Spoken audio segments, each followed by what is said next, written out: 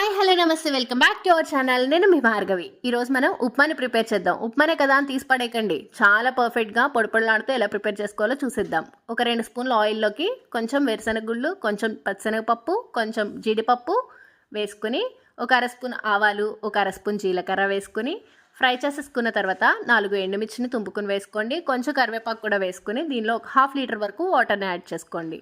టేస్ట్కి సరిపడినంత సాల్ట్ వేసుకుని అది కొంచెం రోలింగ్ బాయిల్ అయిన తర్వాత ఒక 3 కప్పులు సేమియాని కూడా యాడ్ చేసుకోండి.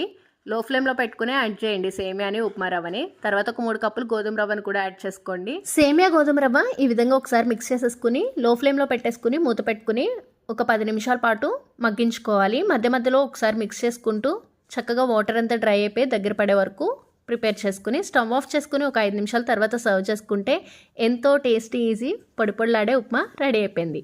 ఈ రెసిపీ కనుక నచ్చినట్లయితే లైక్ చేసి, షేర్ చేసి, సబ్స్క్రైబ్ చేయండి. Thanks for watching.